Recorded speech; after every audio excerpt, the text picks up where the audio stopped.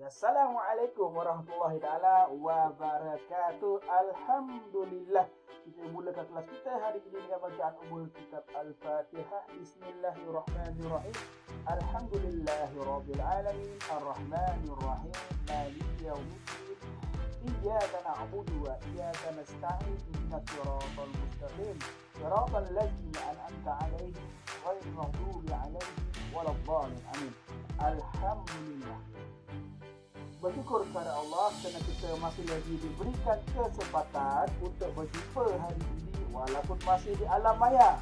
Tidak mengapa, insya-Allah bulan 4 nanti kita jumpa di sekolah. Okey? Sebelum itu kita teruskan alam maya kita. Okey? Alhamdulillah. Baik anak-anak, hari ini kita masuk dalam bab 2 anak-anak. Sambungan pada yang minggu lepas. Okey? Iaitu tajuk yang kedua dalam bab 2 iaitu 2.2 perkembangan idea nasionalisme di barat.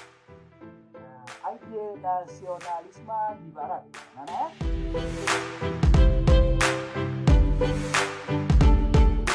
Tengok. Okey, kita terus. Perkembangan di nasionalisme di barat. Okay. Dalam hal barat ini kita tengok pada 3 negara barat, Amerika, England dan Perancis. Okey. Yang mana akan dipertontonkan kepada anak-anak semua. Kita panggil satu contoh nasionalisme ataupun kalau satu contoh penentangan. Okay. Kalau di tanah Melayu, di tempat kita ni, okay, penentangannya adalah kepada penjajahan luar. Okay. Tapi dalam kisah barat ini, England, Perancis dan Amerika, dia ada yang menentang penjajahan luar, ada juga yang menentang konsep beraja mereka. Okey, baik. Kita tengok sebagai pelajaran. Okey, tengok sebagai pelajaran ya. Mana yang baik kita ambil sebagai satu pedoman untuk kita, mana yang buruk tu jangan diambil. Okey, baik anak-anak. Kita teruskan. Baik. Perkembangan nasionalisme di barat ialah hasil daripada penentangan terhadap pemerintahan beraja. Tengok. Hasil daripada terhadap penentangan terhadap pemerintahan beraja. Yang mana bagi orang barat ketika itu, okey, pemerintahan beraja itu adalah simbol penindasan, simbol penindasan yang menggugat hak dan kebebasan rakyat. Raja di barat itu lebih banyak menindas daripada memberikan kebaikan kepada rakyat. So itu yang menyebabkan berlakunya nasionalisme ataupun penentangan. Okey anak-anak, nasionalisme ni memberi banyak pengertian, banyak makna anak-anak. Ada juga maksudnya semangat patriotik. Ya. Kita lebih kurang begitu. Tapi nasionalisme ini di barat lebih kepada hadir dalam kalangan rakyat biasa. Okey. Rakyat marhain kata orang sekarang. Okey, baik. Contoh nasionalisme anti raja. Okey, anti raja. Iaitu revolusi keagungan di England dan revolusi Perancis. Dua-dua ini adalah anti raja. Okay. Amerika tidak. Amerika, okay, dia salah satu jajahan British waktu ketika dahulu. Jadinya mereka menentang British lah. Okay. Baik, tengok pula. Nasionalisme juga dikaitkan dengan perjuangan untuk memperoleh kemerdekaan daripada penjajahan kuasa asing seperti revolusi Amerika. Ada Amerika kan? Perjuangan memperoleh kemerdekaan daripada penjajahan kuasa asing. Okay, Amerika. Rupanya kena jajah juga ya mereka ni. Fikirku tidak dijajah kan? Bukan main sekarang menjajah orang lain. Okay, begitulah. Okay, kadang-kadang ramai orang lupa sejarah lama. Tapi kadang-kadang juga dia tak lupa sejarah lama. Cuma dia tak nak benda tu berulang pada mereka, dia pun mula menjajah. Mungkin Amerika begitu. Okey. Tak nak kena jajah balik, dia pun nak jadi kuat pada orang lain. Okey. Kesannya dunia ni porak-poranda dibuatnya. Nauzubillah. Tengok pula next slide. Revolusi keagungan. Revolusi keagungan. Okey. Glorious Revolution di England pada tahun 1688. Kenapa? Okay. Kerana keinginan menegakkan kedaulatan parlimen dan hak asasi rakyat. Okay. Keinginan menegakkan kedaulatan parlimen dan hak asasi rakyat. Tengok. Okey, di sini mereka mereka nakkan hak mereka. So, mereka menentang golongan pembesar. Okey, maklumat. Baik, dan raja yang tiga itulah dan tiga raja. Kita buat gambar ni, gambar sebelah dulu. John Locke. Betul kata saya tu John, ahli falsafah Inggeris. Okey, ni dia muka dia. Siapa dia ni? Tengok bola sebelah. Okey, kesan daripada pemerintahan Raja James II yang membelakangkan parlimen semasa menggubal undang-undang. Jadi mereka ini menentang raja. Mereka ini menentang Raja James kerana membelakangkan parlimen katanya, membelakangkan rakyat lah semasa menggubal undang-undang. Betul itulah maksud dia tu. Okey, ahli parlimen bangkit menentang pemerintahan raja berkuasa mutlak. Menteri mereka ketika itu bangkit menentang raja yang berkuasa mutlak. Mereka tak nak raja itu berkuasa mutlak. Raja James II takut dan melarikan diri ke Perancis. Lari ke Perancis pula dia. Takut dia. Okey. Kesan dia, revolusi ini digelar revolusi keagungan kerana peralihan kuasa berlaku secara aman dan tanpa pertumpahan darah. Tidak berlaku perang, mereka anti raja saja dan raja itu takut. Jadinya peralihan kuasa berlaku secara aman dan tanpa pertumpahan darah. Okey. Dan akhirnya kesan dia ialah pemerintahan baru memantapkan konsep kedaulatan parlimen dan sistem raja berperlembagaan. Raja berperlembagaan maksudnya raja yang mengikut undang-undang lah.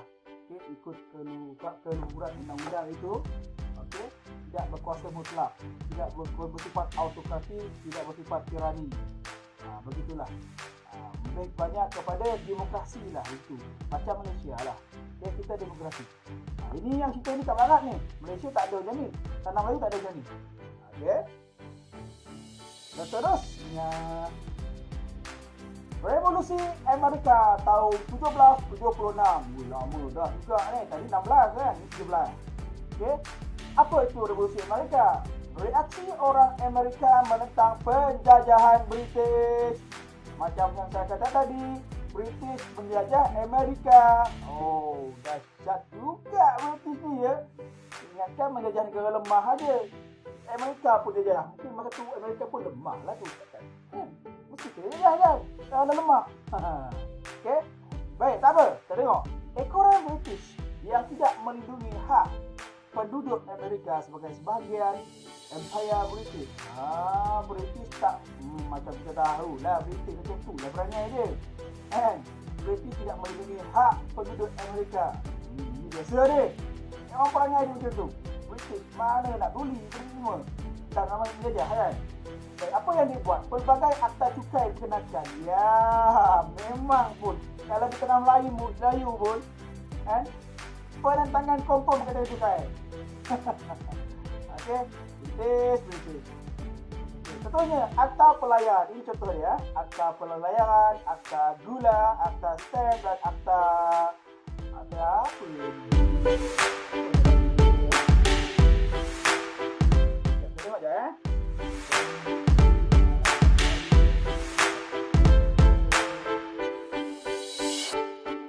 Akta teh. Apa dia pula? Akta teh. Okey. Akta teh. Okay, seterusnya, Kongres diketuai oleh George Washington mengisytiharkan perang terhadap British. George Washington. Okay, dia mengisytiharkan perang terhadap British. Kongres meluluskan pengisytiharan kemerdekaan Amerika ditulis oleh Thomas Jefferson. Ini digambar ni. Thomas Jefferson. Okay, betul tak suka saya tu tak apalah, nanti orang kutuk-kutuk lah. Kata orang putih pun tak apa. Ahli falsafah Amerika. Okay. Dia menulis berkaitan dengan Kongres meluluskan pengisytiharan kemerdekaan Amerika Syarikat pada tahun 1776. Isinya ialah sekiranya sesebuah kerajaan tidak dapat menjamin hak kehidupan, kebebasan dan kebahagiaan, maka penduduk boleh membentuk kerajaan baharu. Begitu. Maksudnya, sesiapa kerajaan yang memerintah ketika itu, jika tidak mampu menjamin hak kehidupan, bebas dan kebahagiaan masyarakat, Penduduk pada ketika itu boleh berkumpul dan bentuk kerajaan yang baru. Patutlah sampai sekarang macam itu diamalkan kan. Tak setuju? Wah, begitulah. Okey, demokrasi. Sambungan daripada Revolusi Amerika. Revolusi Amerika berakhir pada tahun 1783. British mengakui kemerdekaan Amerika. Kalah juga British sebenarnya. Akhirnya mengakui kemerdekaan Amerika. 13 buah tanah jajahan Amerika disebut atau digabungkan dan diberikan nama baru iaitu Amerika Syarikat. Yang ada sekarang itu terdiri daripada 13 buah tanah jajahan British. Dan seterusnya sistem demokrasi pun diperkenalkan di Amerika. Apa 13 buah? 13 buah negara kerajaan tanah jajahan tersebut ialah Virginia, New Hampshire, Maryland, Connecticut, Rhode Island, Delaware, Carolina Utara, Carolina Selatan, New York, New Jersey, Georgia, Pennsylvania. Pennsylvania. Astagfirullahaladzim. Allah. Dan masa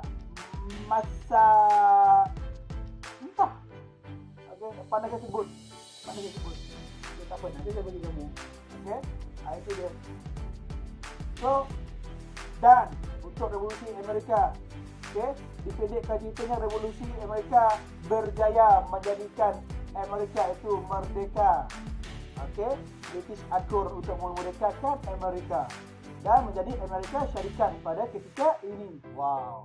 Dan akhirnya Revolusi Perancis pada tahun 1789. Apa yang berlaku di Perancis? Memperjuangkan kebebasan, persamaan dan persaudaraan oleh golongan pemikir Perancis seperti Jean-Jacques ataupun dipanggil Rose dan Voltaire. Rose pernah menulis The Social Contract yang mengemukakan keunggulan suara rakyat bagi menjamin kesejahteraan masyarakat. Keunggulan suara rakyat menjamin kesejahteraan masyarakat. Suara rakyat ini digelar sebagai hasrat umum yang menjadi kata sepakat golongan yang mempunyai kesedaran. Suara rakyat itu penting. Terusnya, sambungan. Menurut Rose juga, kedaulatan suara rakyat lebih tinggi dan penting daripada institusi beraja dan birokrasi. Tengok, suara rakyat itu sangat penting, kata dalam Revolusi Perancis lah. Dia kata lebih penting daripada sistem beraja dan birokrasi barat.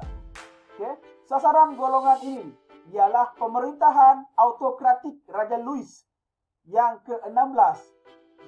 Pada tahun 1774 hingga 1792 dan golongan bangsawan. Kenapa? Kerana golongan raja dan bangsawan ini memonopoli pelbagai keistimewaan. Sebaliknya, rakyat terbeban dengan pelbagai cukai. Begitulah orang kaya-kaya ambil cukai aja kerjanya. Ibarat. Ibarat. Sampai ke sini pun British dulu, bila dah sampai ke tanah Melayu, itulah kerja dia. Cukai. Bukan main cukai. Tinggi aja. Seterusnya, Raja Louis yang ke-16 digulingkan, jatuh. Kemudian kemunculan Republik Perancis. Republik Perancis itu muncul menjadi satu negara baru lah, dengan dengan sistem politik republik yang mengakhiri sistem pemerintahan beraja di Perancis. Habis sistem beraja di Perancis. Dipendekkan cerita, 3 revolusi. Revolusi keagungan, Revolusi Amerika, Revolusi Perancis, tiga-tiga berjaya menjadikan nasionalisme itu berjaya di barat. Perkembangannya hebat. Seterusnya, boleh scan lah boleh scan. Tengoklah apa yang berlaku. Jamuan teh Boston ini, dia bukannya jamuan teh.